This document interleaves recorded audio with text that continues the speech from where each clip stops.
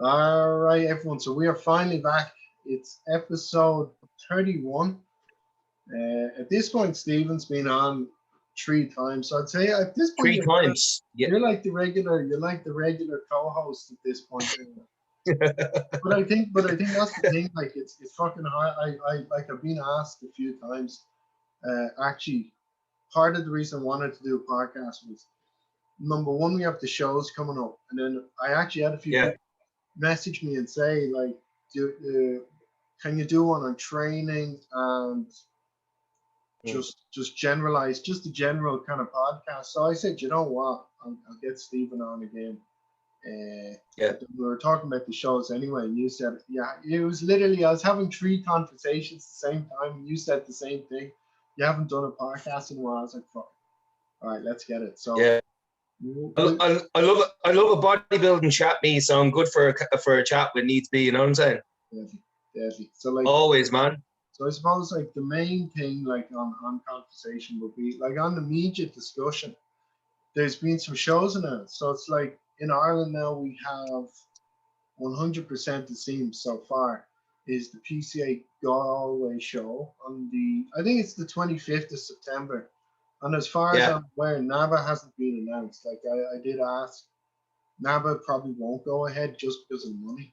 You know, like PCA, like they can do the online streaming and all that kind of stuff. And they're so far away to even tell if it's going to go ahead or not. But who's in it? Because that's the only show that's going ahead. I mean, do you know anyone who's in it? Well, I've seen. Okay, so the confirmation of that went up the other day, and I think some people that I follow, like I know Brian Hickey signed on. I know Noel McAvoy, one of his clients, signed on. I know Philip Kidney, that he's doing it. I know.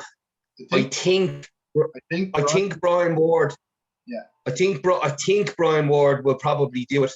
And then it's 24 weeks out, so I'd say you're going to get a lot of lads who'll probably sign up.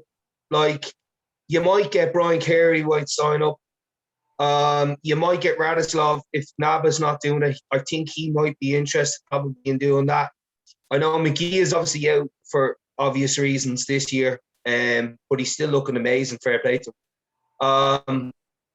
I know Davey Byrne is working in the background cheekily. I think Alan Kelly of AKA Fitness. I think so. Dave might throw his name in the hat there. I know he's been looking to do something.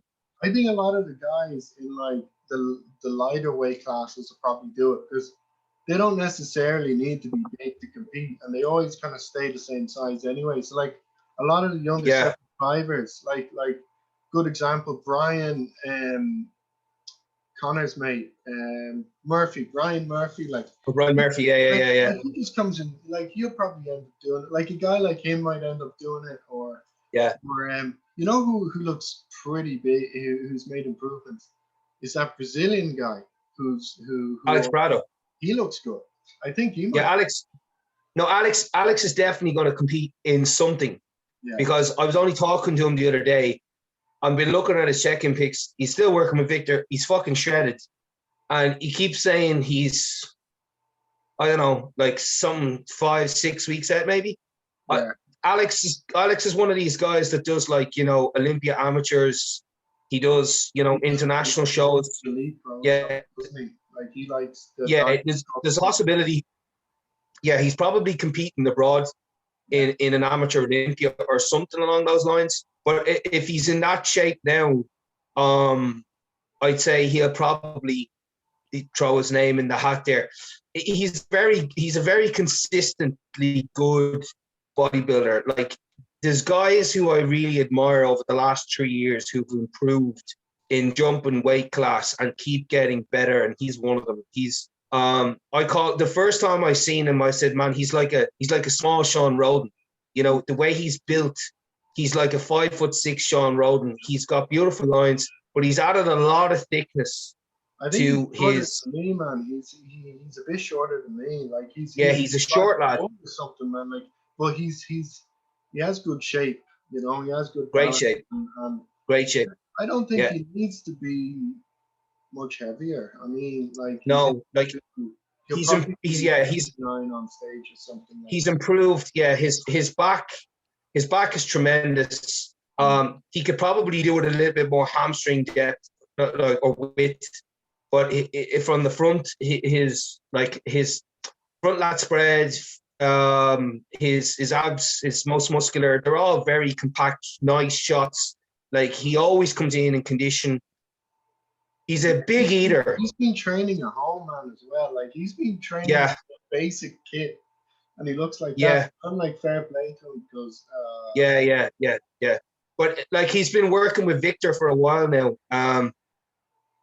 And Victor knows him very well in terms of his physique. And I mean, he's a big eater. He gets very big, like in terms of his food content in the off season. He doesn't ever get out of shape really, but he's able to pack away a lot of food. And he's been able to utilize that tremendously well over the last couple of years. So fair play to him. I really admire him. He never comes bad. He never comes, out of shape, or he never looks off when he comes in to do any of the RWBF shows. So I like Alex. see, I'd be interested. It's hard to say. I'd be interested to What? see, man. Like I'm curious now to see how Brian will look without a weight cap on him because the last time we saw Brian on stage was Classic. And he was still kind of coming back from the pec tear and stuff. Like Hickey. Are you talking about Brian Hickey? Yeah, of course. Oh, yeah. I think he'll look. I wonder how he'll look because he won't have that weight cap. He can come in how he wants to come in. Yeah. But I'd say he would be in the running to win if like nobody else comes in that kind of condition. Like I'd say he has a good chance to be in the running. Like if him and Davy Byrne go head to head, that would be good because they're about the same weight, same height, and they both healed. So Yeah. It's hard to knock Brian because Brian is one of the legends of the sport, and like I'm a good friend of Brian's. We have a bit of banter back and forth and stuff, and he's a great guy, and I admire him. I have a lot of respect for Brian. He stays in shape, and I mean in shape all year round. It's actually incredible how he manages to maintain such. He said to me, it's not by choice. Like he says, his appetite is shite. No, but I was just going to say he's not an eater. Yeah. And so here's my only critique of that, right? If I was kind of like that lean, I would take advantage of that big time by reversing myself out, from a phase like that into a growth phase. And pushing the food and keep, like, if I was able to keep that kind of condition, you can grow so easily like that, especially like if you look at the likes of Christian, who stayed very lean. Yeah. Christian made serious gains by staying like uber lean all year round. Some people are able to do that. I can't do that. I cannot do that. It just doesn't suit me. I haven't got the head for it, but some people have the head for it, and fair play to them. I would like to see Brian go through a phase of pushing food a little bit more than he's used to, just to see where he could bring out like more thickness and density in his physique than he probably ever had. Because like he is at the twilight of his career. Like, me and him. I was about to say, like, do you really think it could be worth? Like, I remember I had a lot of respect for him because remember he said this publicly. Like one of the reasons he doesn't want to push is because if he did push, and let's say he put on the muscle and he put on the weight and he put on the size, like it would end up in taking more stuff and all that. Like he didn't want to push that far because the risk to reward for him wasn't that much. So I think he was kind of always subconsciously happy with being a certain size, being a certain weight, because it didn't kind of with refinement, help, I like maybe subconsciously, maybe consciously, like I definitely know like a good example would be me in my off season. Like I can put away food when I'm told to put away food, but if I'm in control of it, I won't, you know. But if I'm told to put Yeah, away food, I will. So yeah, uh, Brian hasn't never had a coach, so it's like yeah. maybe he actually I needs was just gonna, somebody. yeah, yeah. So I was just gonna say, because being a coach of coaches is hard, because he leads by example in terms of living a life with his education, knowledge, background, experience, winning mentality, how he keeps his physique all year round. But then I'm like, I don't think he needs to push the boat out on the drugs at all, because he's built the tissue. What I mean about like just reversing out there is, if he added just an extra 750 to 1,000 calories a week onto his diet gradually between, say, the space of, say, 2 to 6 week period, or even over an 8 week period, I don't think he'd lose much in the way of condition. I just think he would fill out in places that he probably could bring up to be more complete, you know. And I say that he's not complete. It's just, we can always be better. And my only thing would be that if he was to stand in a lineup against, say, Brian Ward, I think Wardy would have him based on shape, proportion, and match him on condition.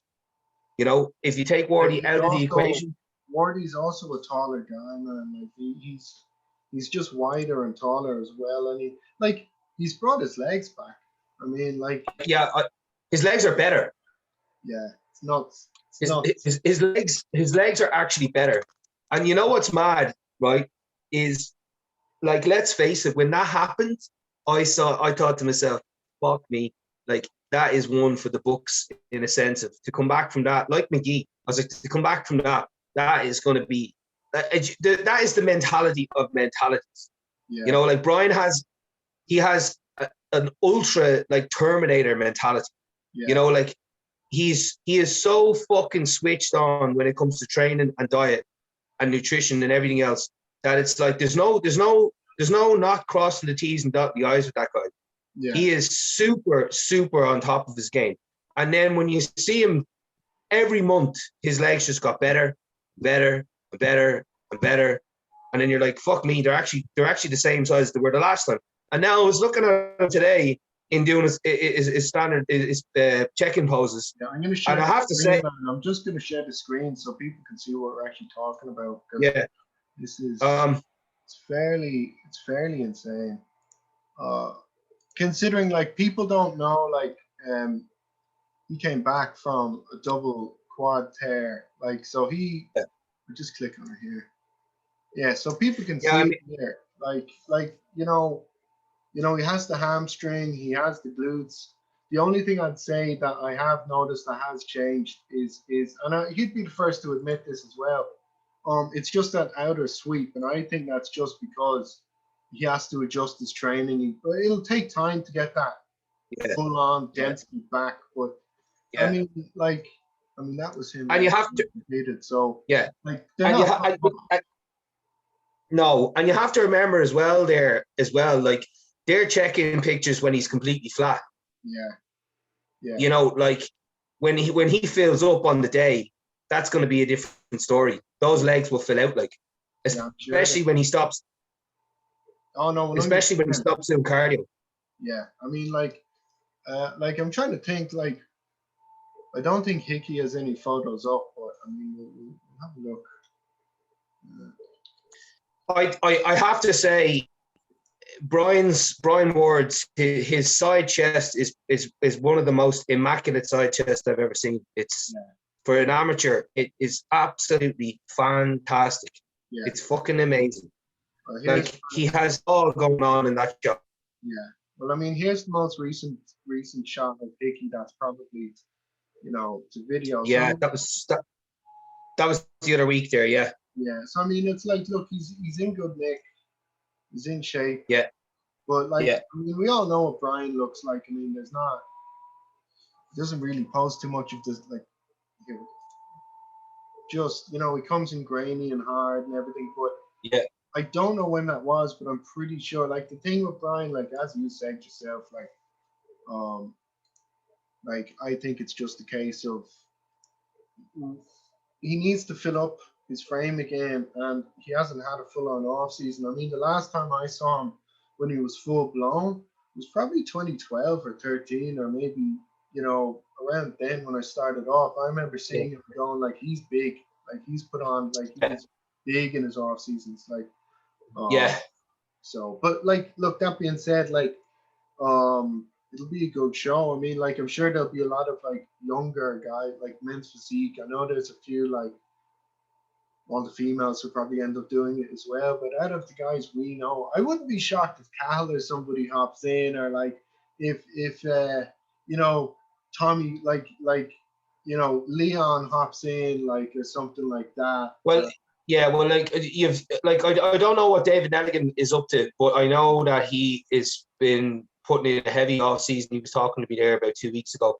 I think he's hitting about 115 in great shape at the minute. David's a very at the moment, or is he doing his own thing again? No, he's not working with what's his name? He was working Darren Farrell, is it? Your man, the pro. Yeah, he was working with him. Yeah, he's not working with him anymore. He's doing his own thing, like, for the time being. Like, but David is a very dangerous bodybuilder. In my opinion, he's got great muscle bellies, great legs. He can get shredded. I think he's probably overdieted a little bit too much in the past, and it's sacrificed.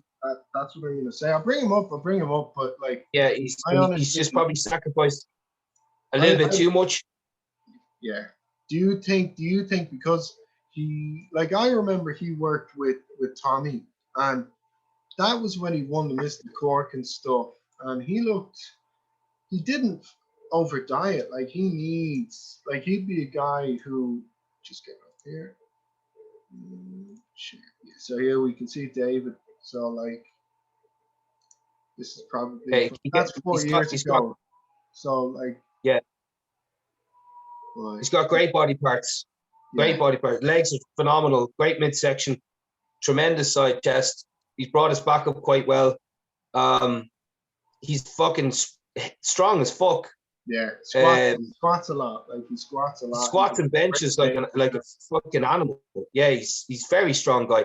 Sound fella. I mean, look at that side. Look at that chest shot there in his the front lat spread there. Yeah, just that front lat spread where he's down there, and in the next shot there, that's a good one too. But the other one underneath that there, where he's in the gym with the beanie on. That's the front lat. Yeah, it's fantastic front lat. Yeah. And it's good front. Tremendous. Side. Yeah.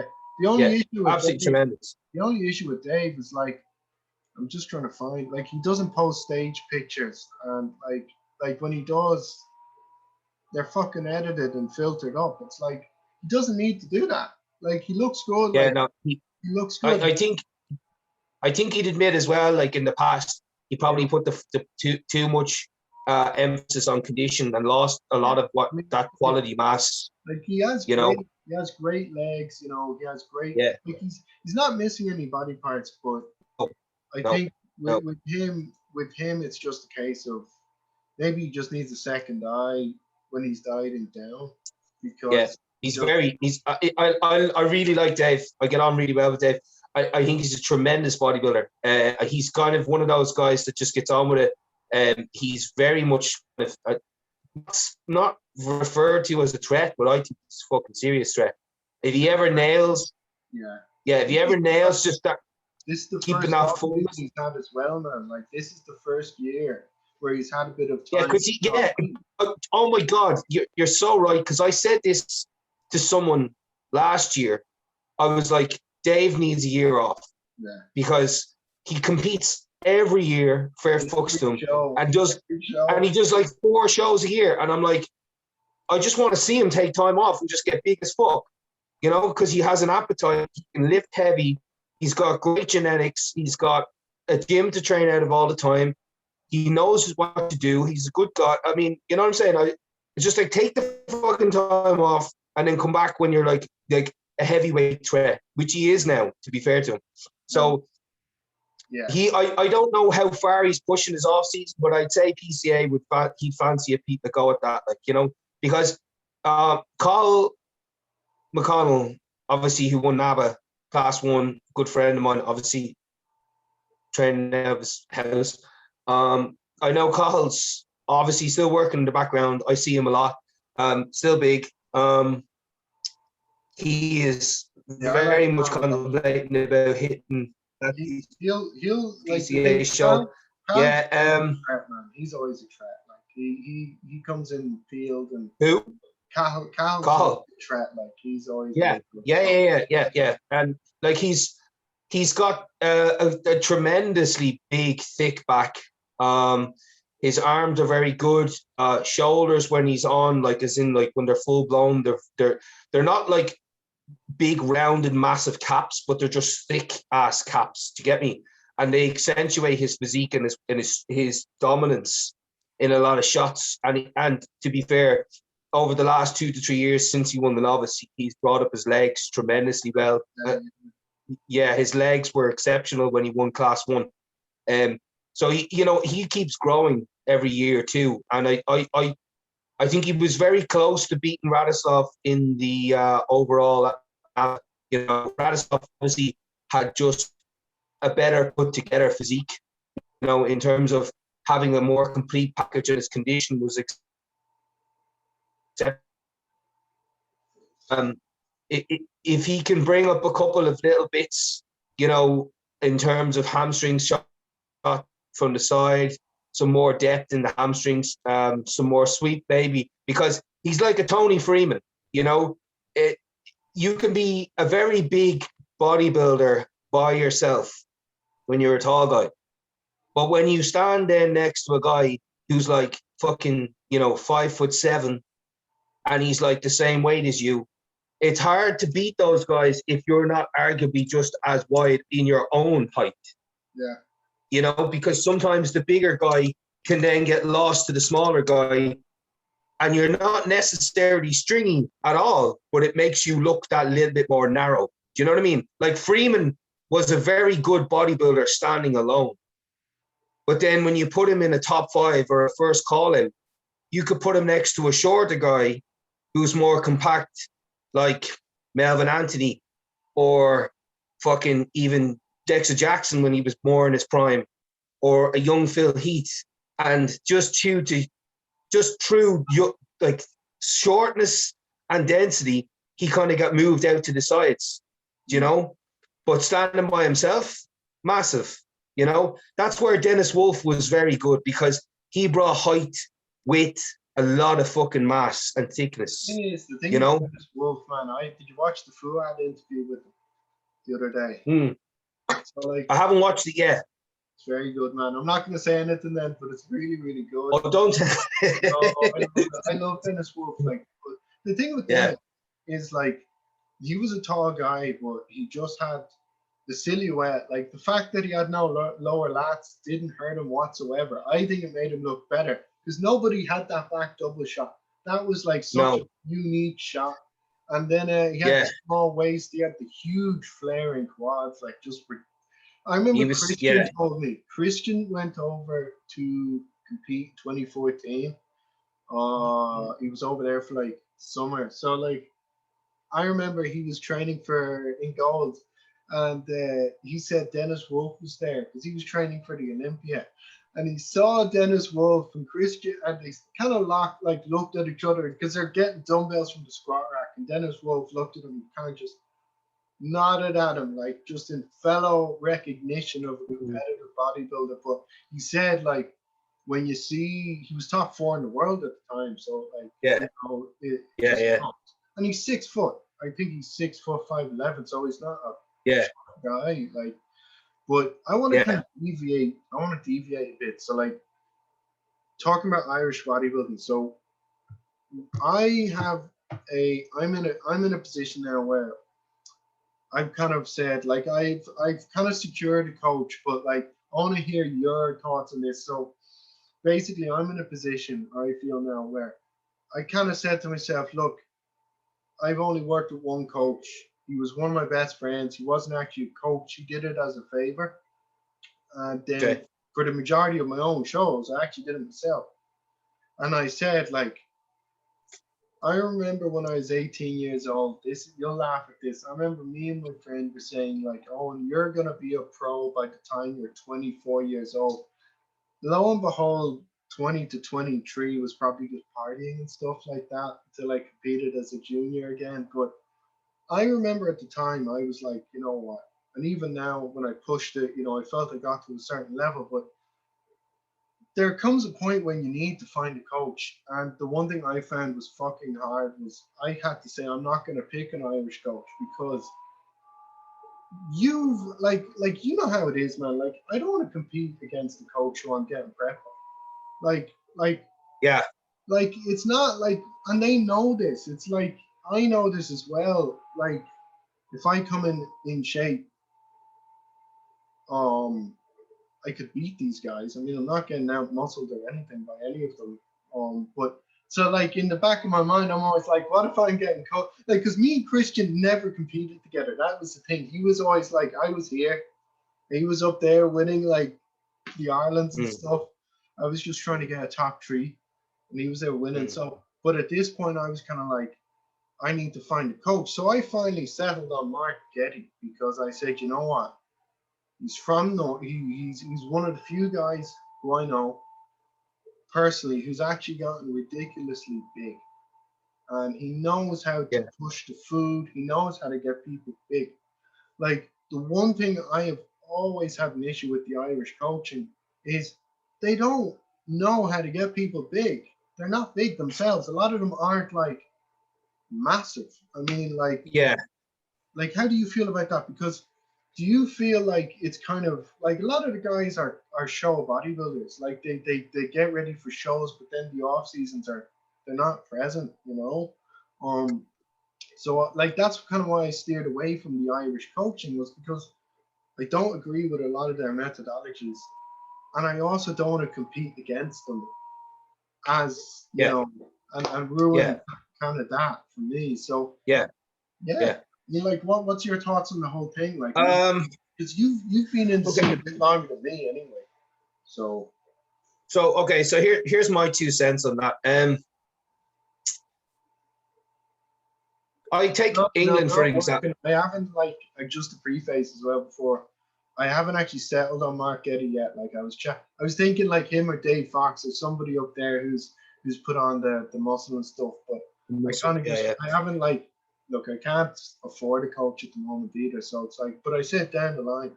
So I've been yeah, getting the feelers out. yeah, So yeah. yeah. Yeah. I agree with you. On the if you want to work with someone who's done the brickwork themselves, in a sense of like, for example, if you take England for example, right? Why is there so many big supers in England? Mm. Okay, in my opinion, it's pretty much the fact that there's a legacy of heavy superweight bodybuilders in throughout the bodybuilding community there, laid down since the days of like Dorian, Bertel Fox, Ernie Taylor, Sean Smith, Yeah. fucking Ian Wadley, JD Adoa, Sean fucking Davis even. Ian Harrison. They man, these guys back in the day, you look at the EFT finals in 93, 94. These lads would win any fucking pro qualifier today, hands down. And they were qualifying or trying to fight it out, dog it out for one fucking pro card, yeah? And in the off season, man, they were fucking massive. There was no such thing as keeping lines or, fucking abs for the gram, or they just fucking ate like animals and lifted heavy ass weight and then dieted hard when it happened. When the time came around, they just fucking got in there and got stuck in and dieted hard. And lo and behold, all that fucking effort and work that was put in the off season, boom, came up on stage heavy and cut and dry and whatever. And Eddie Abu used 200 milligrams a decade and some Anavar and Novadex getting ready for the Night of Champions. Now that's freaky genetics, but as well as pushing things in the off season so massively that when he came down to strip down, he didn't need to take that much drugs. Yeah. So when I thought about it to myself, I was like, "Fuck, you know what? I want to work with a guy who's been there. I want to work with a guy who's been big himself or who is big." So that's why when I go back to get an actual coach again, I'm going to be working with Sasan Harati, IFBB Pro, because I'm friends with Sas, but more because Sas understands what it takes to get big. And he's a big pusher of food. He's a big pusher of not drugs, but just heavy training in moderation, knowing when to pull back, knowing when to push you on the food, not necessarily sticking to bodybuilding S-type meals, chicken rice, chicken rice, chicken rice. No, but he'll fucking make you eat, and he'll make you push it, and he will make you grow. And the proof is in the pudding. If you look at his clients, they've all excelled tremendously well, especially Matt Tofton. Last year won the PCA overall. The guy was 16 weeks out, would look okay. Day of the show, he was like a fucking pro. Coaching James Llewellyn now as well, you know. And yeah, exactly. Yeah, and what's his name? Your man. Oh Jesus, the fucking Russian guy. Not Juzowski. What's his name? Rick Dejecki. You know your man Rick. I know the natural guy. Yeah, He's not natural anymore. That guy. Dejecki. He's a He's coaching him amongst other guys. But he's tremendous. And I agree with you, man. I mean, I think the coaches in this country are fantastic. Yeah. I just think that they don't themselves have a lot of massive guys to have the handle of or to work with, because the supers is not really a deal in this country. Like, Blessing left, and then that was it. Like, even at that, like it's only been the last, I'm going to say 15, 20 years when Ireland started mixing a bit. You know, it was predominantly like white Irish genetics for the most part up until about 15 20 years ago. So like I think that's part of the reason as well why there wasn't a lot of super. I mean, like a great example, like fucking like our best bodybuilders were in the lighter weight classes, like you know, like of course we had no, really short Tommy, not Tommy, John lives in Brett. I should know this. Like I was training with him. He's a judge as well, man. John. Over here. An IFBB judge. Yes. Oh, I think I know. John Carroll.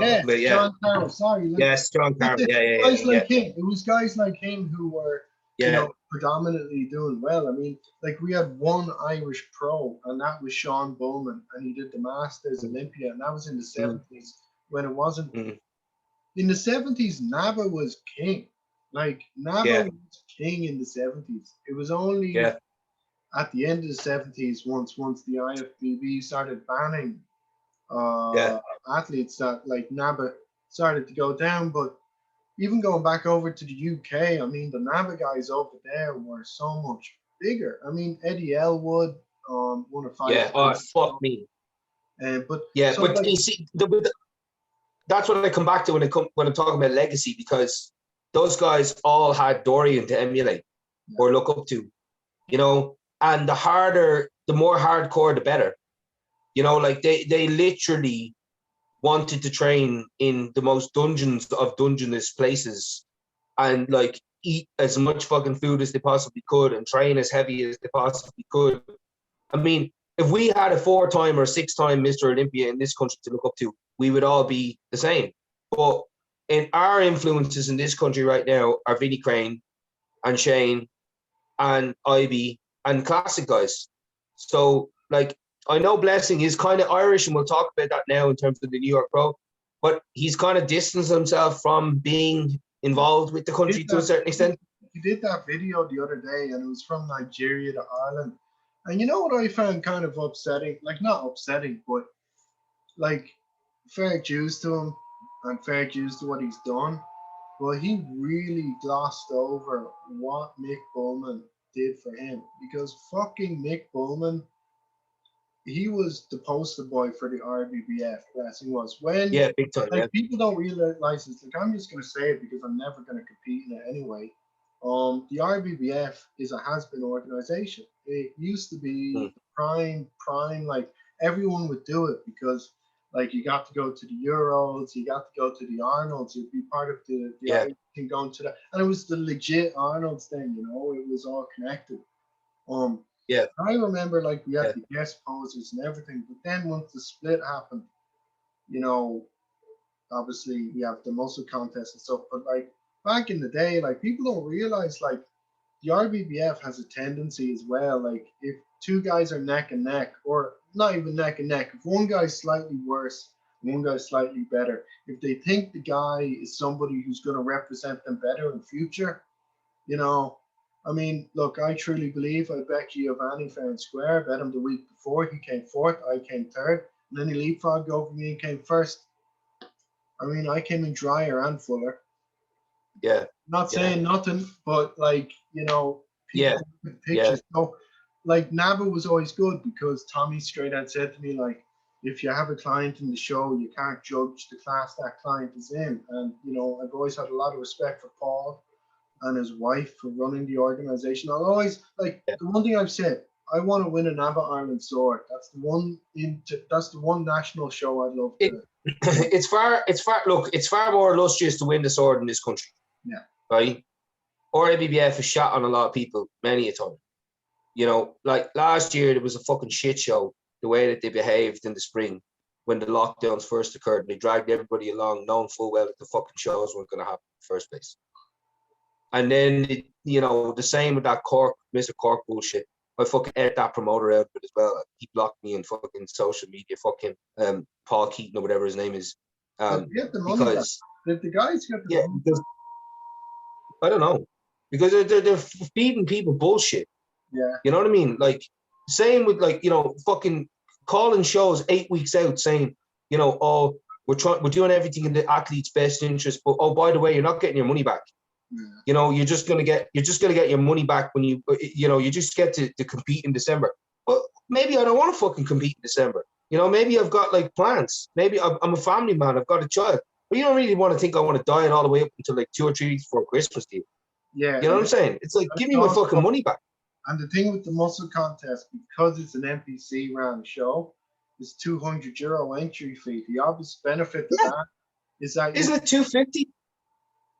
250, but the thing is you can do multiple classes and stuff, I suppose. So that is a benefit. But like if you want to invest in that kind of like down payment, it's basically you want to be at that level where you think you're exactly yes, exactly. That's the only show that like that and the PCA are the only shows on this year in Ireland. But enough about the Irish scene just for the moment, because we've got 2 fucking good shows coming up.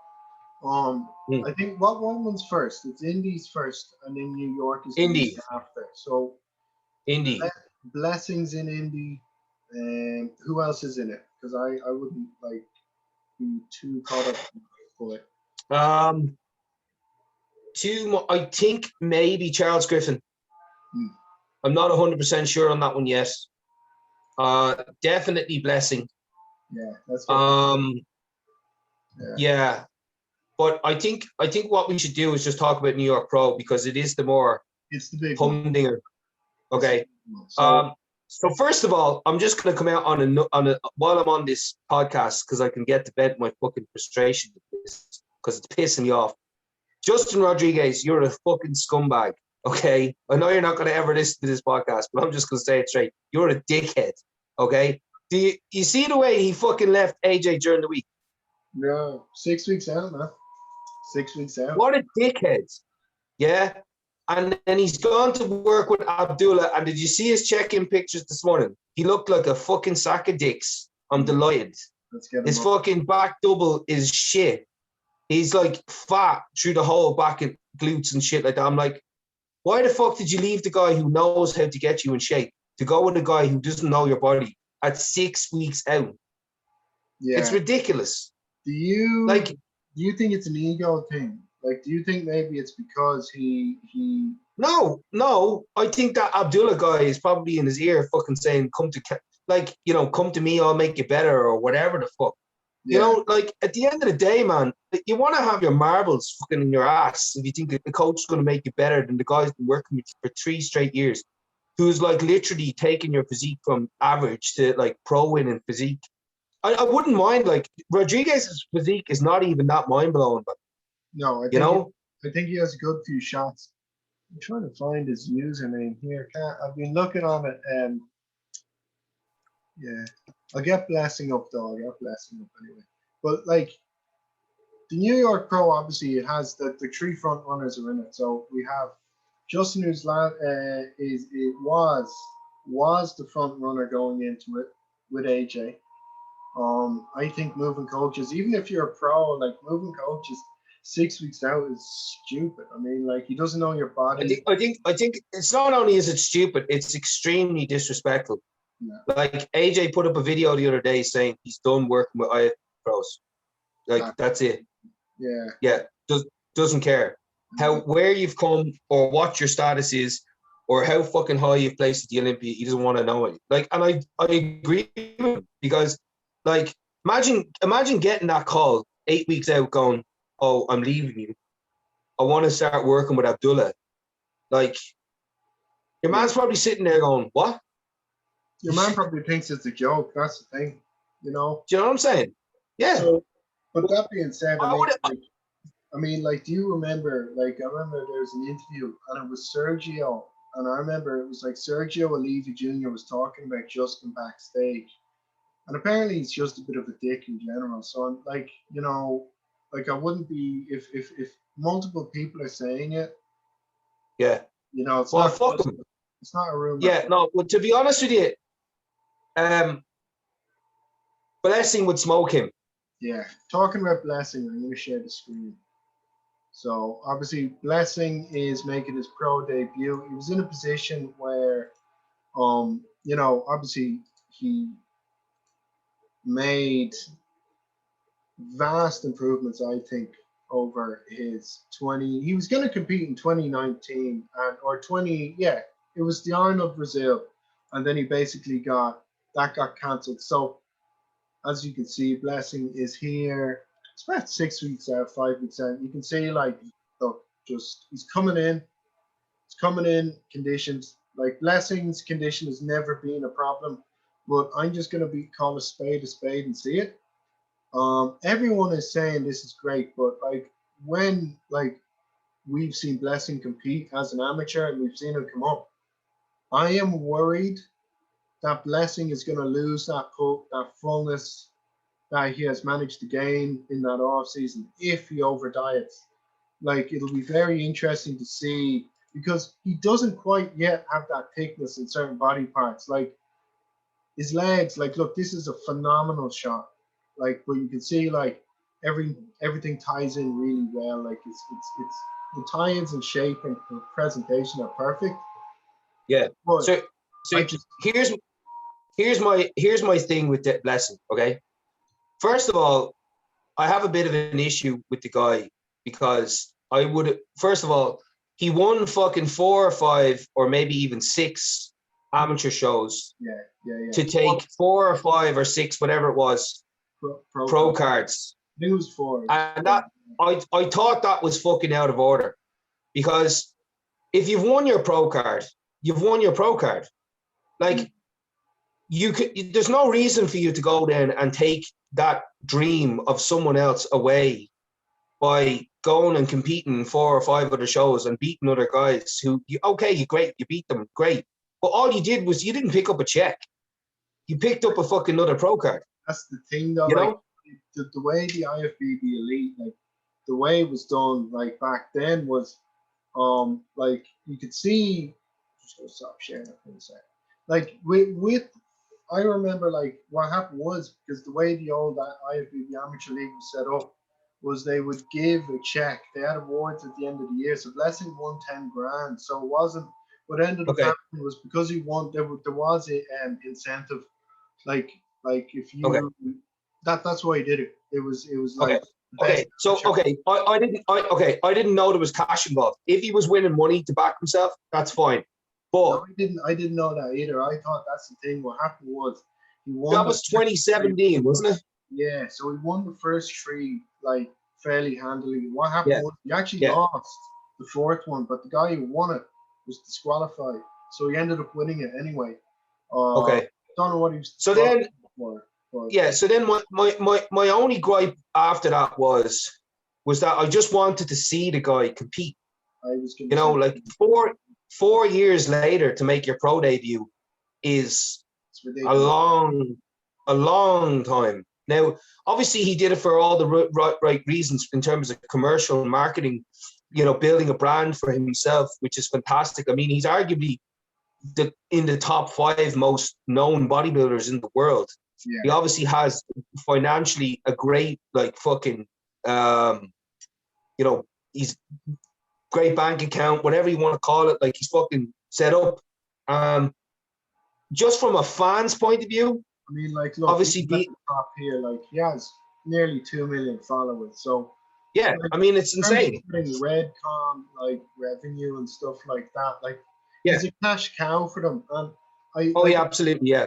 But, like, you can even you know what it is? Do you know what it is for me, right? It's the fan in me. Yeah. You know, the fan in me would have liked to seen him do it earlier. Dude, I want to see him on stage, man. Like, I want to see this beside, like, the big boys. Like, me and my friend were only saying the other day, like, it would be really nice to see Blessing, you know, do well. And the thing is, you know, he told Kai in that he did an interview with Kai, and, like, you know, he is proud of the fact that, you know, he was in Ireland. Like, he tells people he's from Dublin, you know, like, he tells people that. But I also think, like, I mean, like, I'm looking at this here and I'm like, this is a great shot. Like, you know, like, on his own, he has such a unique look. Like, his arms and everything don't look like anyone else's arms. The way his bicep looks, like, So okay, so I reckon, yeah, here's my thing with Blessing. First of all, is I think he'll win the indie show relatively easy. You think? I don't think there's much drama there. New York is a weirdo because they tend to go for, like, this gorilla ape fucking, you know, massive full-blown look. Like, remember the year Nathan Diasha, like, was completely spilled over when he competed against Juan Morel for the overall, and he was, like, fucking huge, and he was, like, it looked like he was, like, after spilling everywhere. And then the following week he competed in the Cali Pro, I think it was, and he lost like 22 pounds that week. That's just how much water he'd had from, like, the New York to then. Yeah. But the look was way more aesthetically streamlined. I think he beat Sasan in that show, actually. Sasan came second. So my only thing with Blessing going to New York is he has such beautiful lines and beautiful posing that I'd be afraid it would kind of go not unchecked, but unappreciated.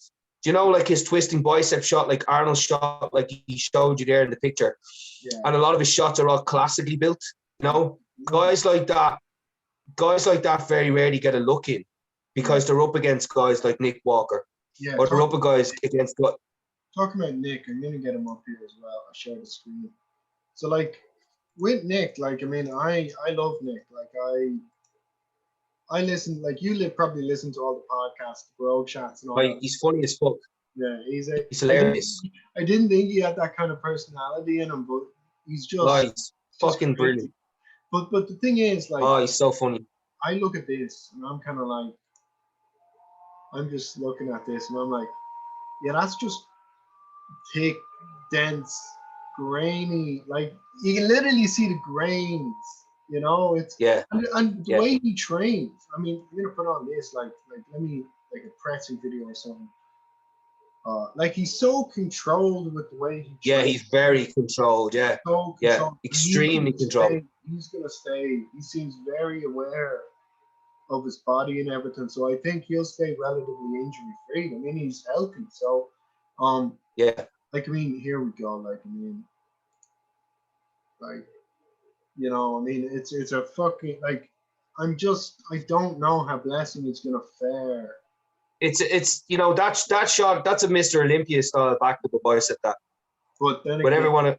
but if you get a front double, I think Blessing beats Nick here. I mean, obviously, I think Nick's arms are bigger.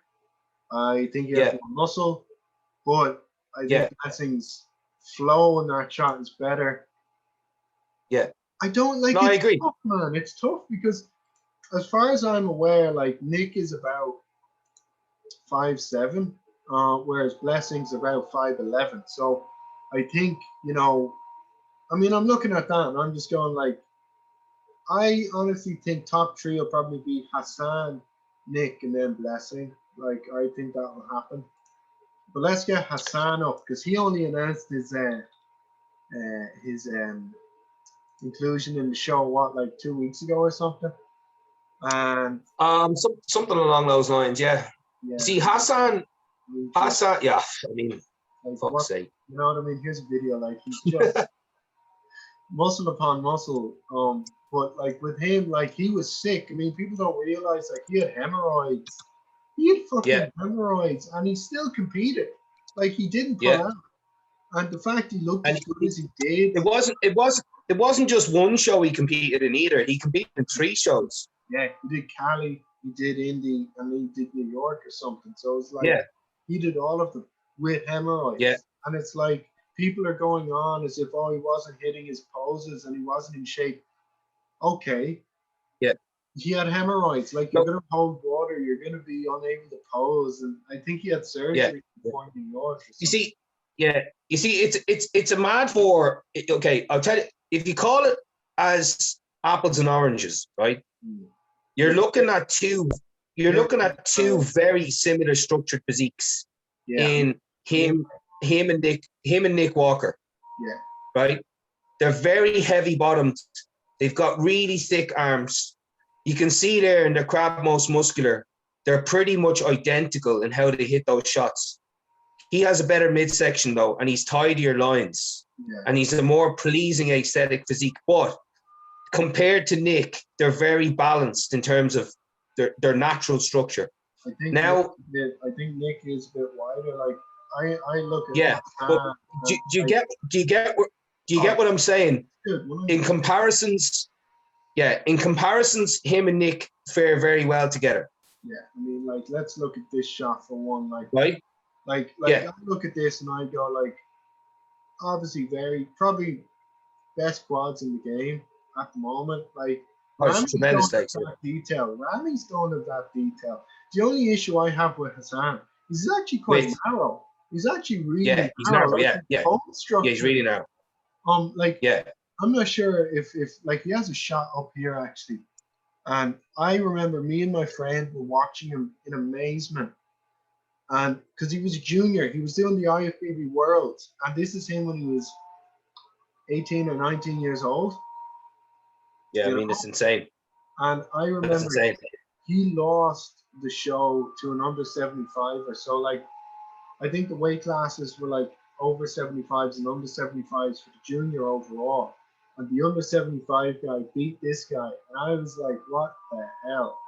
But like him and Nick are obviously very, very like they're about the same height as well. So I think it'll be quite So what I was going back to was, if you get a sort of him and Nick in a sort of a very similar kind of condition, look type thing, Justin and Blessing are way more structurally similar.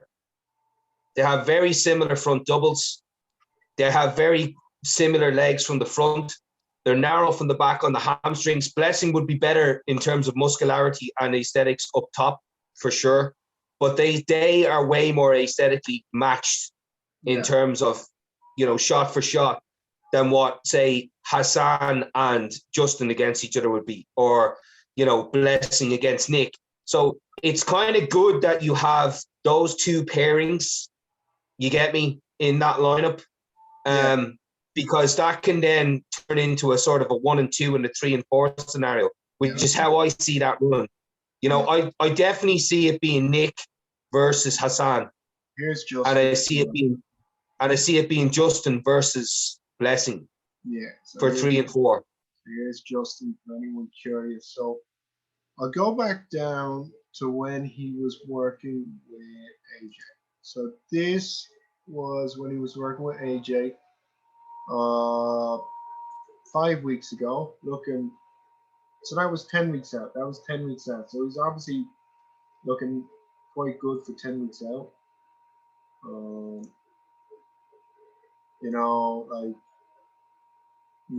But I'm not sure. He has a very, very weird physique, man. Yeah, I mean, here's a good shot. So basically what I see is this. He knows how to present what he has, but his legs are 100%. His legs are a bit down. He doesn't have a great outer sweep.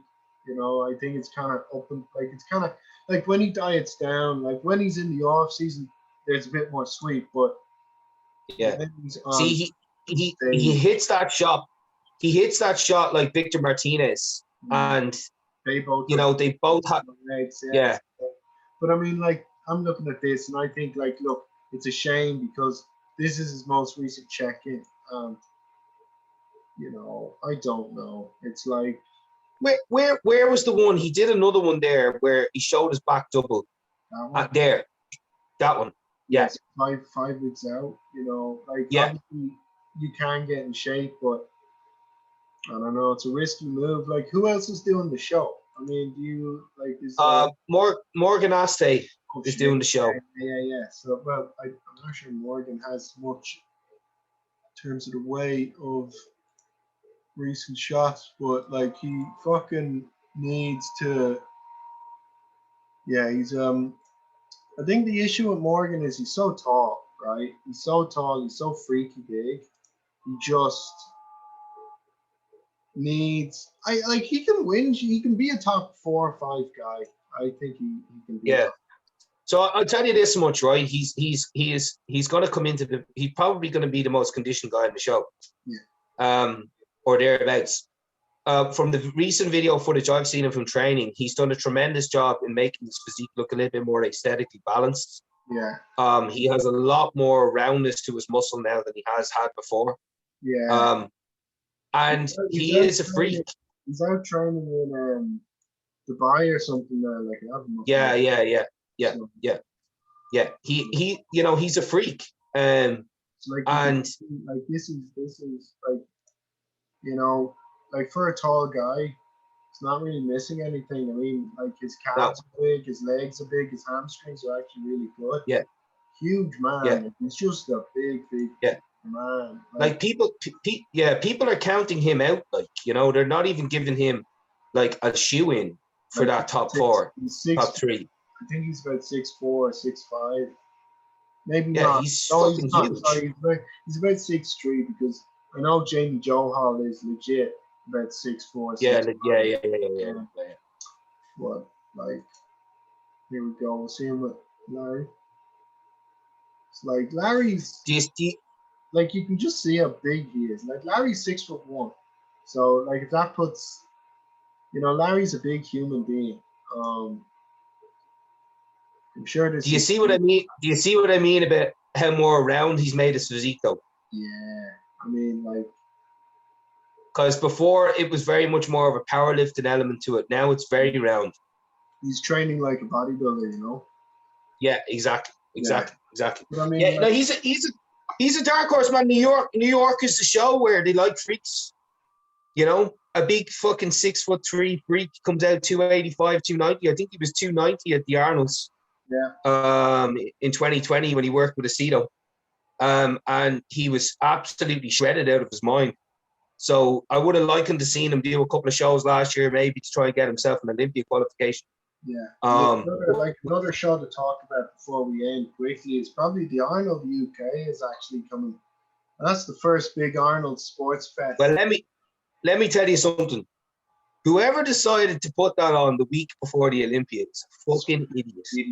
If they'd done it afterwards, man, if they'd done it the week after the show, it would have been what the hell? It would have been like a Grand Prix show.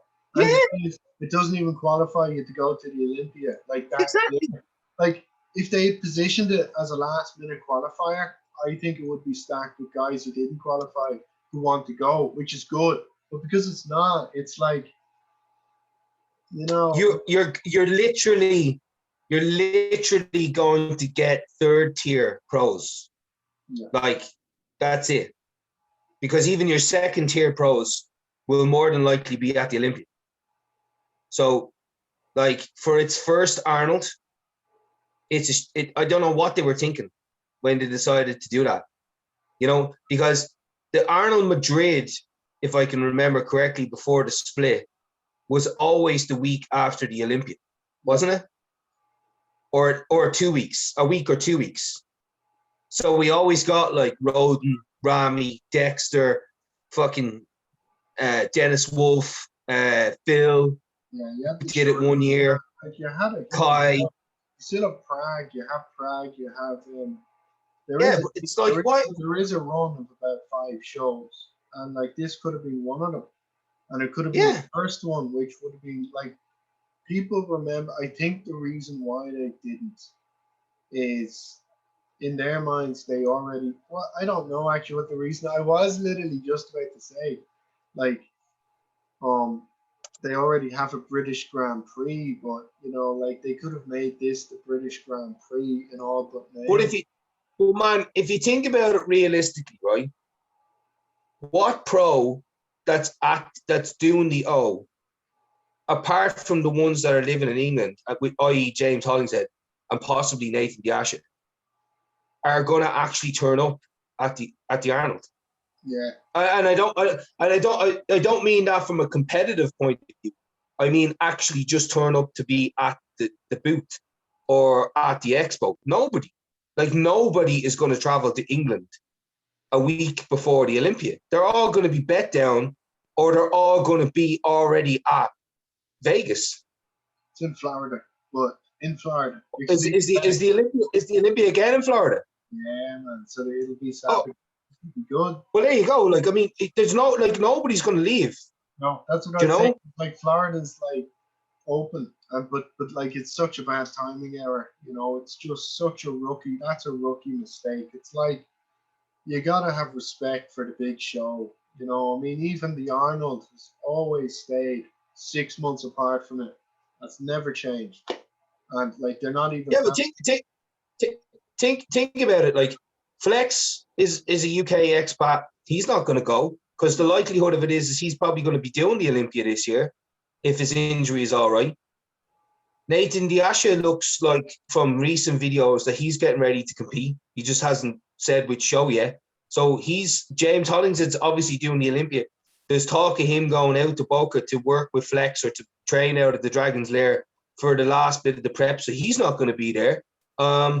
So who have we got? Like, you might have James Jahal might jump in it if he's not already qualified for Olympia this year, or Mark Hector might do it, or you know, who else have you got left? Cuba, you know. Yeah, I mean, it's going to be a good show in terms of classic bodybuilding. I think like it'll be good in terms of the other classes because there's so many guys. But like for your first landmark, Arnold UK, like it's not as if it's not a rename. Like it's not like the Arnold like Europe, okay, where it was there was always a show. There was always a show. It just got renamed. Whereas this is a completely new show and they fucked it up. But on that note, man, I think we'll leave it. I need to get some food. Yeah, absolutely, yeah. But man, we'll have to do this. I'd say we could do this next week. Just keep it going. Yeah, whatever you want, yeah. So just come up with some topics we can. Yeah, just you know, ask the. We didn't answer any of the questions today, but we can answer them next week because I got a few questions. Did you get questions? Or yeah. What did you get, man? We'll answer. Questions was one was one was from a guy who was like, okay, so how do I tell a client who I'm coaching if they're like, I know they're dogging on their diet or they're not doing their diet properly, like, or they're pissing about basically. How do I tell them that they're pissing about on their diet? I was just like, so I've been on both ends of this, right? So obviously when I was pissing around in my diet the first few times, it was because I was so young and I didn't really like as a junior, I was 18. So I didn't really know what Yeah, I was doing. Like I kind of just like I always trained really hard. Like that was the thing. So yeah, but like I cheated. The thing is afterwards I laughed at it because I'm like I've never really cheated again. I just haven't dieted hard enough necessarily. But I've never yeah, really cheated. Because I've always coached myself. So it's like the thing is when Christian was dieting me down, I followed his diet and it just didn't work for me. But I yeah, followed it. But like yeah, two guys, I've had two clients. I'm not going to name names, and I've had to deal with this twice. So what happened was I always saved their check-in photos.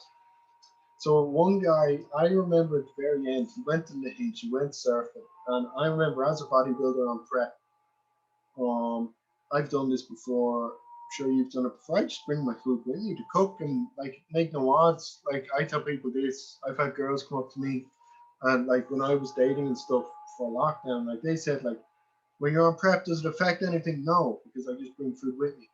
So this guy was on holidays surfing with his friends, and I remember he sent me a text saying, "Oh, I kind of just substituted all my foods for the same macros, but I didn't stick with the diet that you gave me." So I kind of saw a few red flags, and then he wasn't sending me check-ins.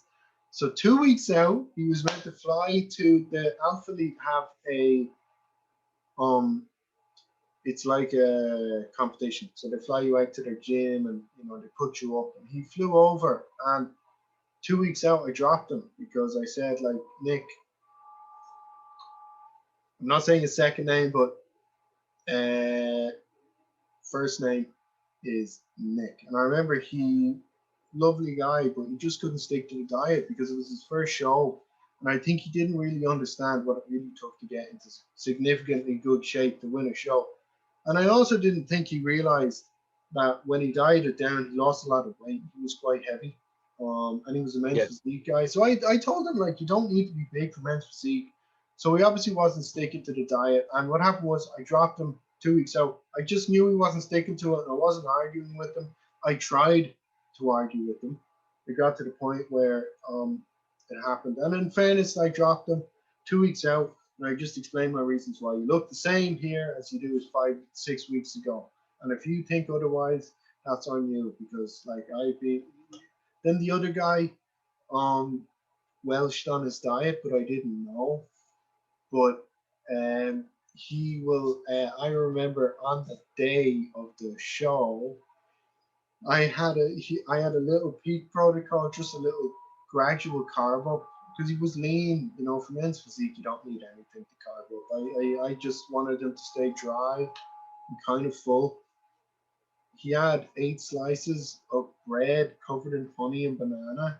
And I remember he turned up to the venue, and I remember he told me this. And he looked at me and goes, "Oh, I looked vascular for about 5 minutes." And I was like, "Is there anything I can do?" I was like, "No." So I just left him to his own devices because he was asking me how to carb up and everything. Like he was asking me how to like eat his jellies, and I just said, "You fucked it up. I'm sorry, man." I was in the same show, so I was like, "Yeah, I had to not do bothered that." now. Yeah, I mean, but you Yeah, like, what about exactly. yourself? I mean, those are the only two. I'm not coaching anyone now, anyway. So Yeah, man, I'm just really fucking blunt. Like, to be honest with you, when I make changes, I know what to expect the week later. I just know. yeah, And a couple of times, like I'd be coaching people, and before they'd even send me their check-in, I text them and say, "You're down 2.5 pounds, yeah," and they'd be like, "Holy fuck, what the fuck is wrong? How the hell did you know you were down 2.5 pounds?" And I'd be like, "Right, grand, send me the pictures, boom, like, okay, this is what you need. I want to refeed, blah blah blah, whatever." Um, but then you get the ones that like would send you the shit and they're like up 2 pounds, you know, and then they're like, "Oh, I'm not gonna lie, like I've been doing like real well," and they'd be like, I just be like, "Okay, doing real well means that you fucked up somewhere, because doing real well doesn't sound like I'm 100% committed here." And like they'd be like, "Oh well, like I was really peckish one night, like, and I just needed some sugar, so like I had like 2 tablespoonfuls of Nutella," 2 days. and I'd be like, Yeah, "Yeah," and I'd be like, "Get the fuck out of here," and they'd be like, "What do you mean?" I'm like, "I'm not coaching you. You know what I mean? I'm Yeah, like, I'll tell you a funny story. So before Nava, I remember Tommy looked at me 2 days out, and I was doing it myself. So obviously he looked at me and he basically said like, "What are you gonna do?" And I was like, I kind of told him my game plan. He said, "I'll look at you 2 days out," and he told me to eat like a little bit of rice with each meal. It was like 30 grams of rice with each meal. So I did that, and I looked really, really good. Like 2 days out, I looked like really dry and like tight. And I was kind of full enough, and like there was no water retention. And then because I was coaching myself, I said, "Okay, this is going well.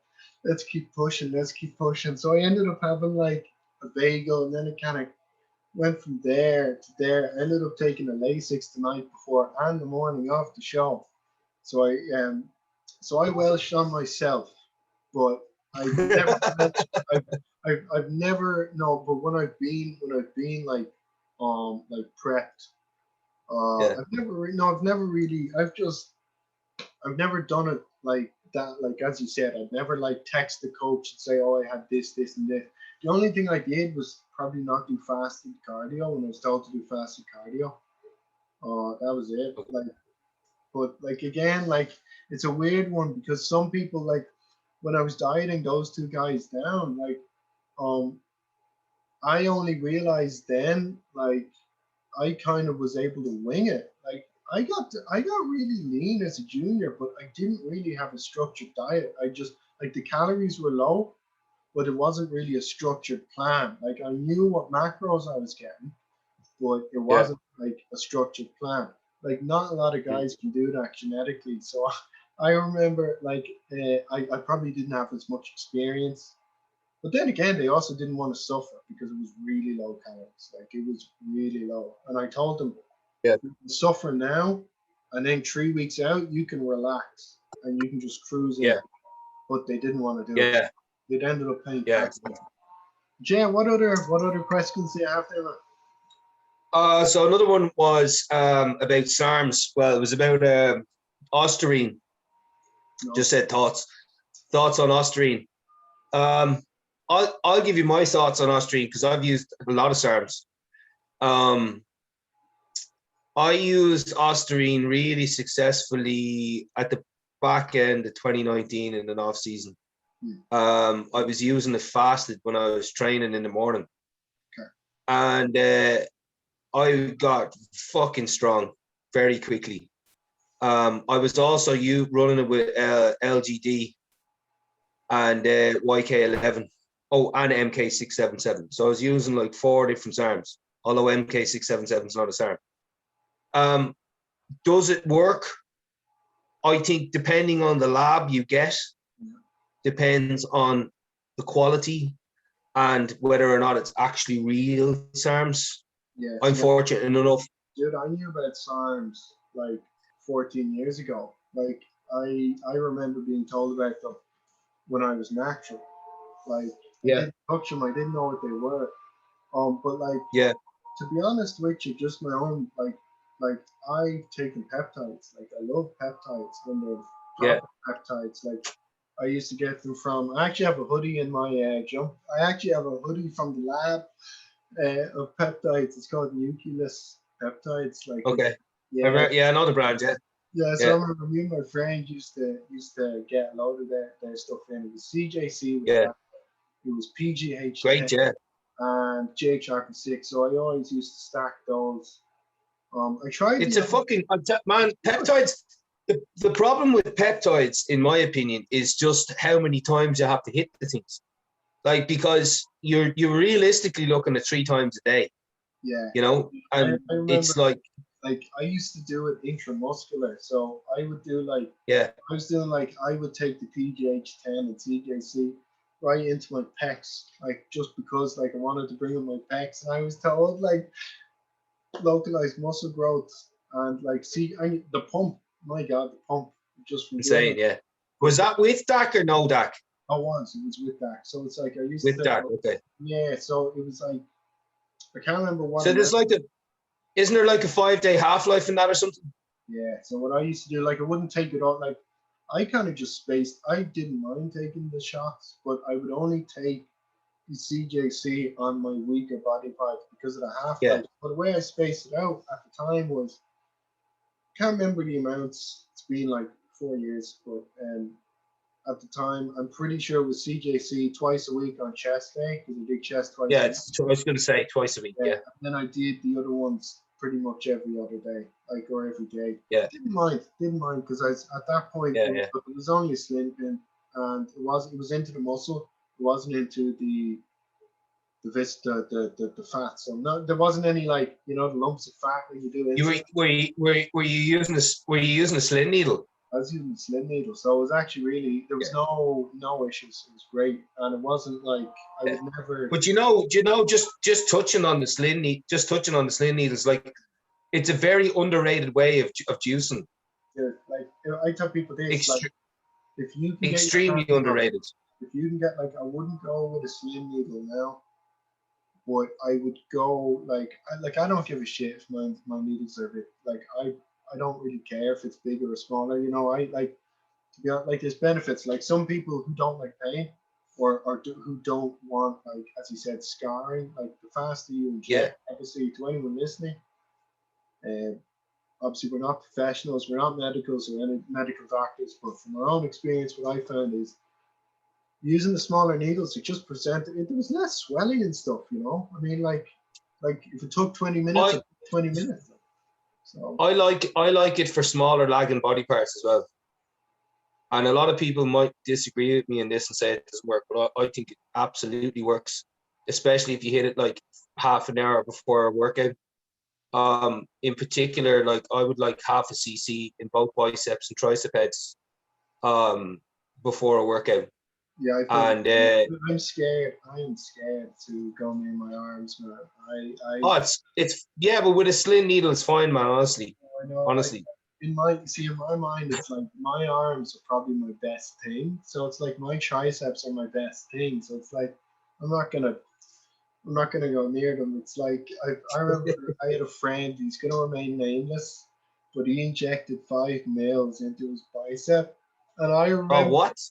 Yeah, he did 5 mils into his bicep, and he was being coached by Tommy.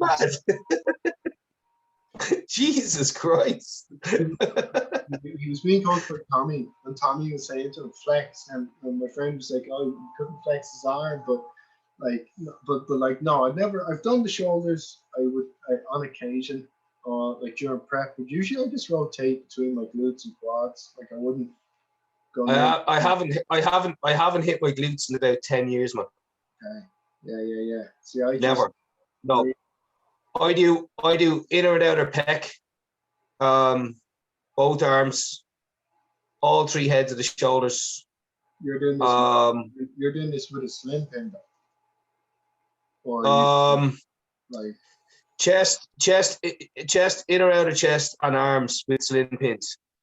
Yeah. Quad sweep, lower quad sweep with orange, upper quad sweep blue, lats orange, and delt heads, sides and fronts blue, rear delts orange. That's my preferable. I remember when I was a junior, it was quite funny. So I ended up seeing a judge on and off for about 2 years. And she judged me when I was like real young. Like, she judged me like my second ever show, like 2013. She didn't judge me like after that, but I remember, like, I would send her pictures. And this ties into like localized shots, because I remember I would send her a picture or something. She would go like, I used to inject my right quad because I thought it would bring it up, because I had a bad knee injury, so it's like my right leg was a little bit smaller. Now they're fairly even now, like, I managed to bring it up. But at the time, I remember she said to me in the picture, do you inject your left quad? Because the sweep on there is really pronounced. And I was like, no, that's totally genetic. I never shoot my left quad. I shoot my right quad because of my bad quad, But like someone like that, that's the one reason why I'd never go near like smaller areas, is because someone like that might have an eye for it, like, and notice. Like, I just don't feel comfortable with it, but like, doesn't really make a difference. I mean, some people I know, like I mean, I know some people who. It really depends on how meticulous you are with your rotations. Yeah. You know what I mean? If you're not meticulous, if you're not meticulous with your rotations and you're sort of just like winging it, then you can cause a lot of shit. Like and talking about imbalances. But if you keep on it like in a regimen, then you can get away with it, and you're not going to see anything that's much different. Fair. And it's just when I. The thing with what I've always found is like I've always advised people to do is go for your bigger muscle groups first, because like if like initially at least, because like look, it's easier to do, the chances of actually hitting a vein quite low, as opposed to doing like, let's say, a bicep or even a shoulder. Like if I didn't have big shoulders, I wouldn't go near it. But I tell people this, like I've always had big glutes, and I always say like look, if you can go deep enough into a muscle, it's not going to cause any issues. Just as you said, just be careful and like just rotate it. Make sure they're even at least. You know, that's all you can do. 100%. But what was the other question? I suppose because we went completely way off there. I got another question. I got a couple of questions. Another question was, is growth hormone necessary for building muscle? I've my own thoughts on it. It's like I think as an amateur, I don't think you necessarily need it. I mean, like if you can afford it, I'm sure it's another benefit. But the problem, the thing is, it's not necessary. It's not an anabolic. So like people don't realize this. Like growth hormone on its own is basically like celebrities use it. You know, I know people who actually needed treatment of growth hormone because they were deficient in growth hormone themselves. So like as a treatment, like basically all it does for anyone listening and for your man who asked, it does create new cells, but it creates new cells of everything. So as an amateur, like there is like the one side effect of growth hormone is if cancer runs in your family, I wouldn't go near it.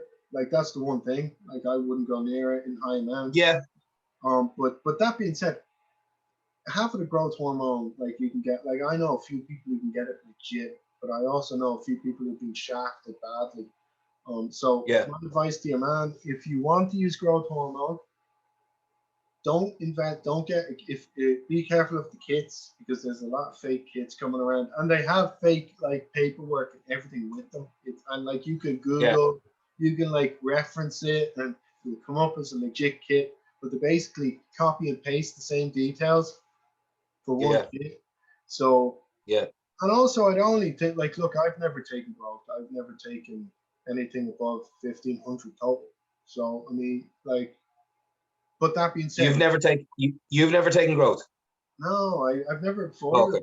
I've never been able to. Like, no, I'll tell you why. Because I remember, like I'm in a position now where going forward, like during the prep, 100%, I will utilize it. But and even at that, I'd probably just stick around 2 IUs a day, 3 IUs a day. Just keep it simple. Like as an amateur, you go on.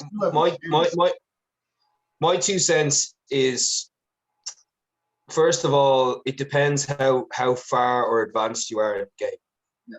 Like if you're 10 years of putting tissue on and you're scratching the surface of winning a national or overall or whatever, then you can justify it. But even at that, its differences are minimal into where it needs to be to really see a difference. Like running it at 2 IUs in a day in a prep phase to lose weight, it'll help, but it's not going to be that key factor that's going to get you absolutely shredded. In a building phase of tissue, you're needing at least 4 to 6 IUs a day.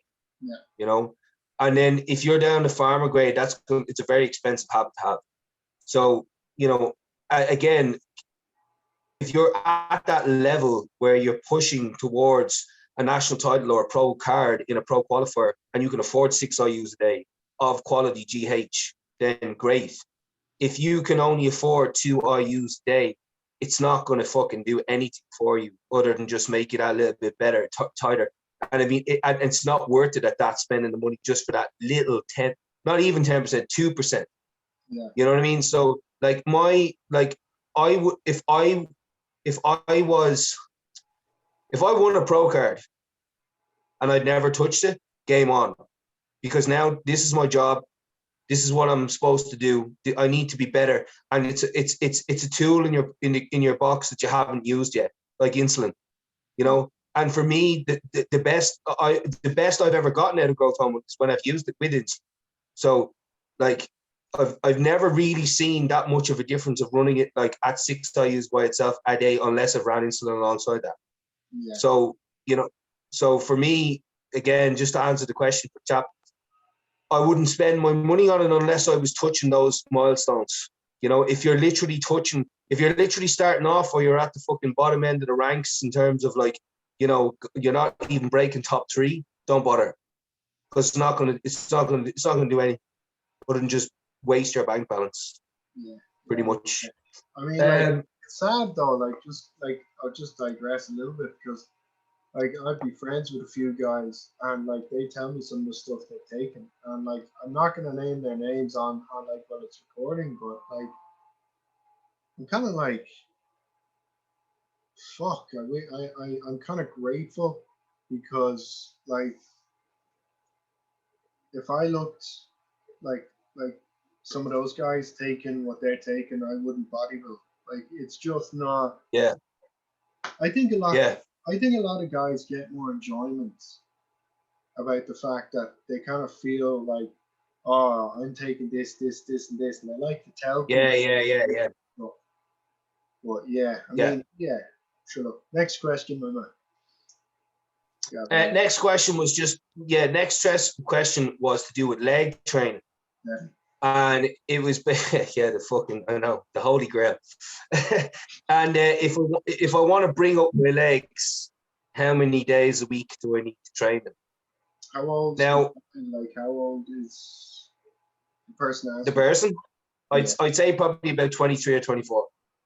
I'd say. Like how many years? Experience. It probably by the looks of it as well. Probably been training 2 years, maybe 3, 2 years, something like that. No, this ties in great, because so basically I had a knee injury when I was 17, and I lost like 5 inches of muscle on my right leg as a whole. I remember at the time. So don't do this if you don't need to, but I used to train legs 4 times a week after that. So when I was 18, I hopped on Anavar, and I remember it was specifically because I was injured, and it was so I could train 4 times a week. Now I was training like outer sweep. I was literally targeting different areas of my leg on each of those days. And my 5th day would have been like an upper body touch-up day. But to bring up the legs, I'd say like try different things. So like my own thoughts on this is like there's your upper body and lower body are going to respond differently to different kinds of training. So like if you're hyper responsive, let's say to 6 to 8 reps on your upper body training, doesn't necessarily mean that your legs are going to respond the same way. Like you have to look at it this way. So if you're walking every day, what are you using? You're using your legs. Your legs are fast twitch muscle fibers.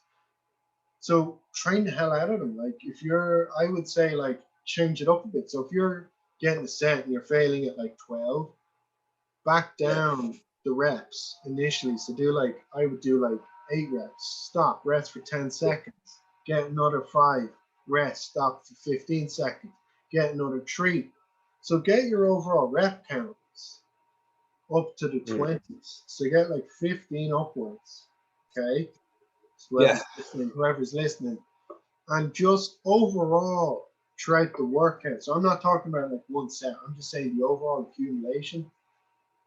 Try and get longer sets in. Like I used to do leg press sets, and they'd last like 3 minutes, like 4 minutes. Like it would be like idiots. It'd be like 50, 60 reps and stuff. And like, I mean, like I have no shame in saying this. Like my quads fucking blew up. And like it's really funny.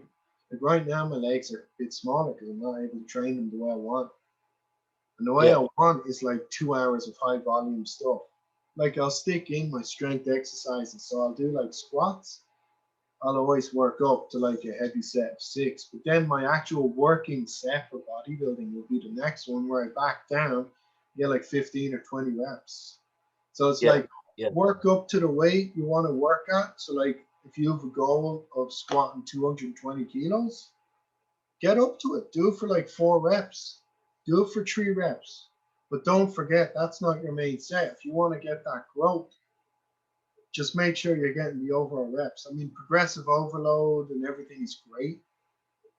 But like I mean, Tom Platt's never worried about that. I'm pretty sure Lock Gannon never did initially. I mean, like Tommy never did.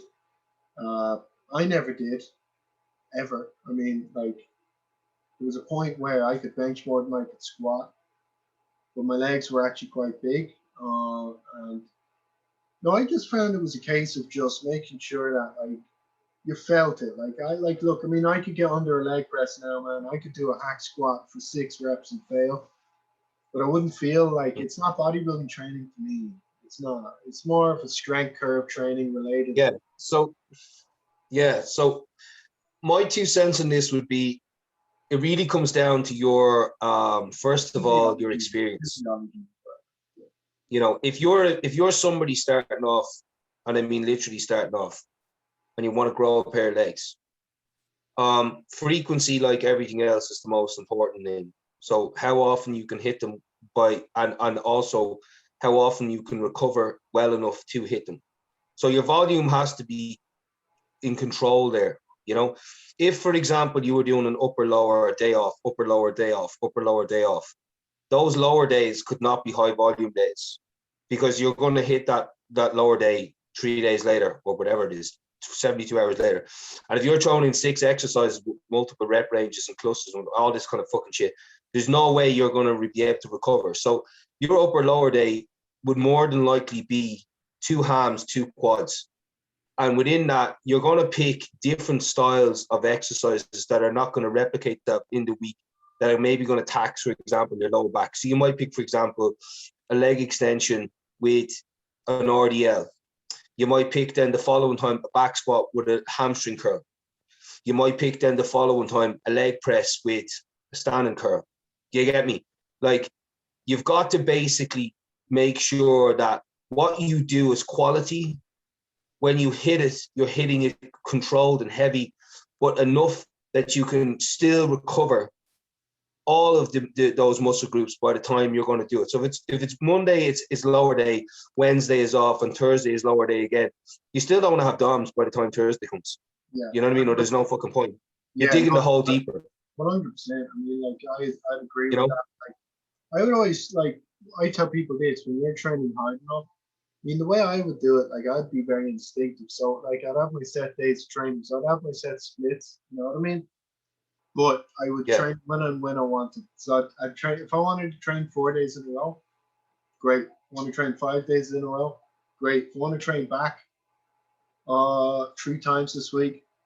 Great. I'll do it. It's literally depends on what needs to be worked on and everything. So like your man, like as you're saying there, when I was trying to bring up my legs, they were a priority. I would do legs 3 times a week, and I was actually doing legs 3 times a week for like 2 years. And what it was kind of like do quads and calves. I would then do like 2 upper body days, then rest.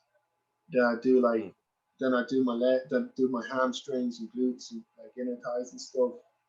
Then I'd rest, and then like 2 days after that, I do like a touch up day, and like my recovery was like my body adapted. So like the recovery initially wasn't long enough, but what I did was I just reduced my overall volume in each session. So like during the week, the overall volume of the training was the same. I just split it up.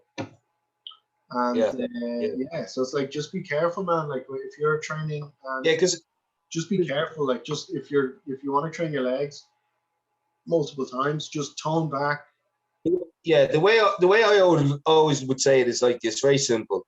A beginner you can hit a frequency of 3 times a week on any muscle group, provided that the volume is in control. For an intermediate, twice a week. Yeah. For an advanced bodybuilder, once a week. Because I don't feel like an advanced bodybuilder who's really going to absolute failure for the most part, on pretty much all top sets, and then adding in back off sets with intensity techniques, can then recover enough to amply hit that muscle 4 days later.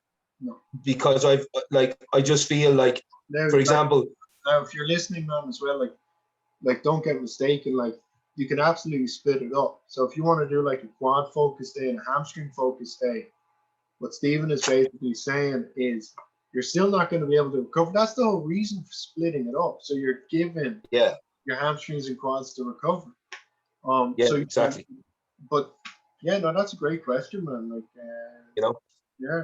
Definitely. And then the last question was just to do with a beginner cycle. A lot of drug questions. What would be your typical beginner cycle? Now, I'm just going to say from the outset, because I know the person that asked me this question, so I'm just going to give them a heed of warning. What's the preface? Like, how old? The person is only 19 and is only training 6 months. So my first answer to this question would be, first of all, and again, as Owen said, we're not experts, we're just giving our advice based on our experience. So I would be telling somebody something only on what I've done in hindsight and not what I recommend anybody to do. But as a 19-year-old, only training 6 months, you've no business of even asking that question. Like, don't even think about taking anything, because you're only in the prime of your, like, you know, natural growth spurt. Till you're about 23 or 24, you still have lashings of natural growth to go about. You know what I mean? Yeah, you're going to hear stories of pros. Oh, I went on when I was 16. Yeah, I went on when I was 18. If you ask those pros that same question now, they'd probably tell you that they should have waited a little bit longer, because they would have probably burnt themselves out as quickly as they more than likely will towards the end of their careers, and probably have to wrap it up. I'll give you a man a story, because I was in a position where, like, I think I started competing at a younger age than you anyway, didn't I? Like, I was... Yeah. So, like, I can actually relate. So, basically, when I started training, what's your man's first name? Like, I just saw him, just like, do you know? Sorry? What's his name? Like, his first name? I won't say his name. That's cool, man. That's cool. So, dude, so basically all I have to say to you is just think about it, because, like, when I started off training, like, I was 15 years old, okay? I kind of knew what bodybuilding was. That's why I went into the gym in the first place. I was also completely unaware of what steroids were. I literally thought J Cup was natural. I also didn't have access to fast internet. I started off learning from books and stuff and just asking. And the thing is, the only time steroids came into play was when there was no natural feds back then. I think it was actually the first year that the NBFI was in Ireland, so it wasn't really well known. I didn't hear about it until after, or until about 6. Basically, I was in a position, okay?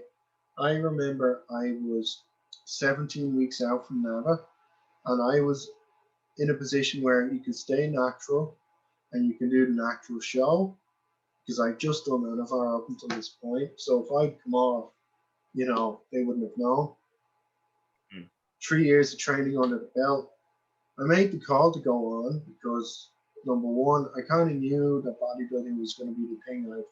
I knew I wasn't going to drop out. Like, I knew if I placed well, I wasn't going to drop out. I came fourth out of 21 guys, taking fairly minimal stuff, and then I was off for pretty much the next show. I actually got my gear taken off me, so I was off for, like, the shows were a month apart.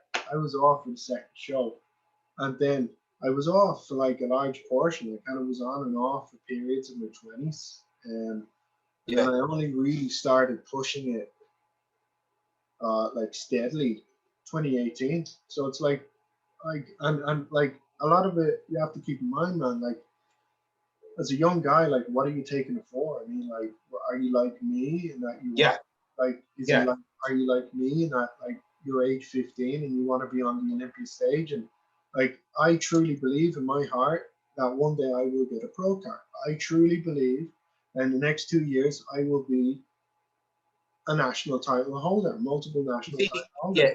100%. You see, you have to be able to, you either have to have that kind of mindset and that you know it's going to happen, or you have to be realistic as well. Like I am being realistic in saying that because I've already been top 3 over half my shows. Like, but you've 6 months of training.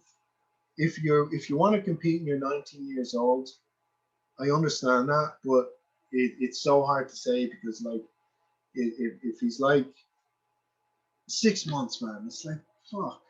I mean, so I never even thought of here's after 6 months. It took me 3 years to even consider it. There's 2 answers to this question, right? If you were 15 years of age and had access to training facilities, like a lot of top pros do, they'll tell you their stories. They started training in a garage gym. They got a membership to a local gym at 15 or 16.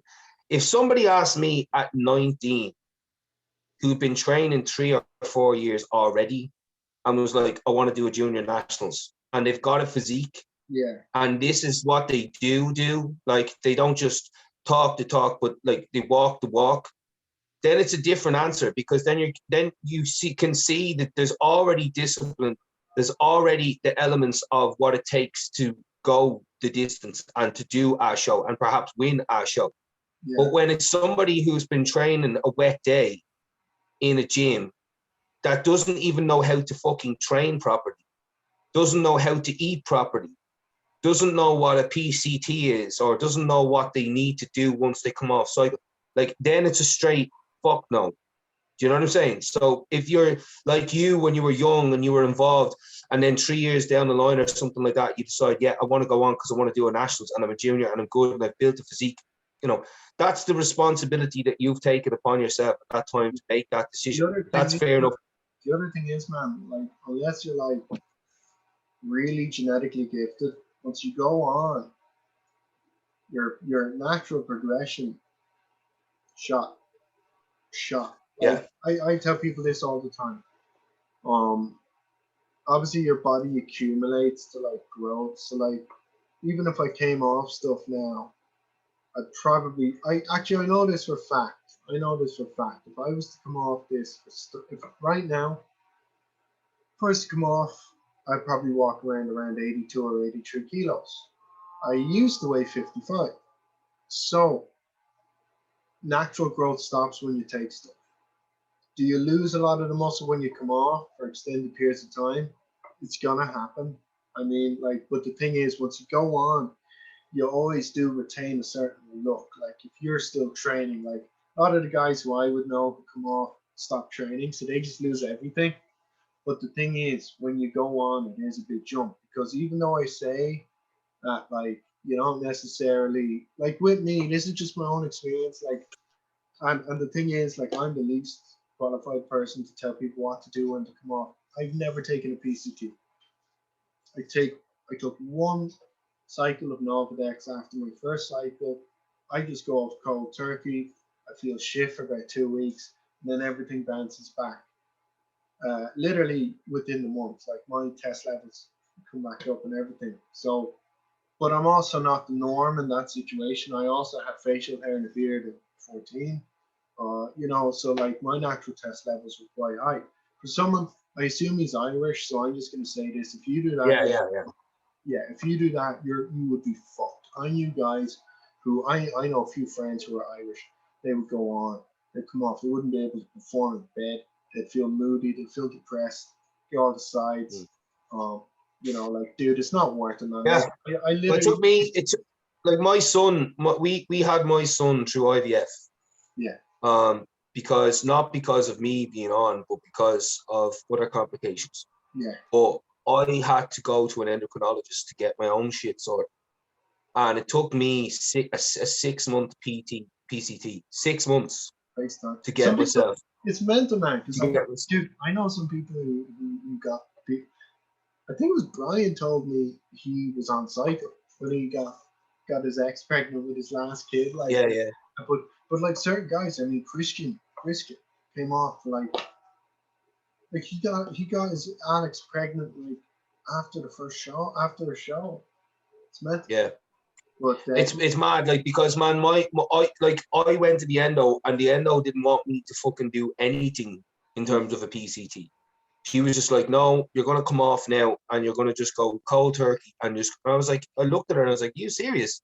see, I was like, if you were in America, they would have put you on a PCT. oh yeah. I was like, are you fucking mad? I was like, do you realize how long that's gonna take me to get? I was like, fuck this shit. So I did my own PCT based on my own blood work, right?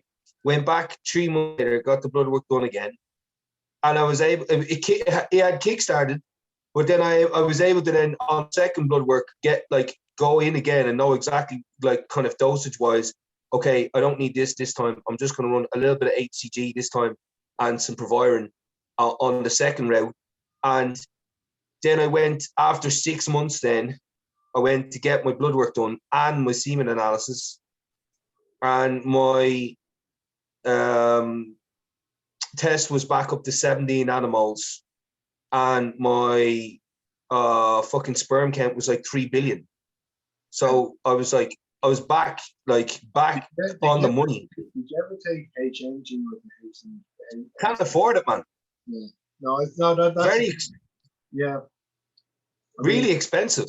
Yeah, I mean, like the thing is, I've never had to take a PCT, but like I know, like if I was ever in that position, I would obviously just reference what other guys do, which is it was a last resort, to be honest with you. I would have gotten it, but I didn't. Thank God I didn't need to. Yeah. But to be honest with you, man, like in my opinion, Proviron is one of the most underrated drugs when it comes to fertility. Like it really is. Oh, no, like I prefer people like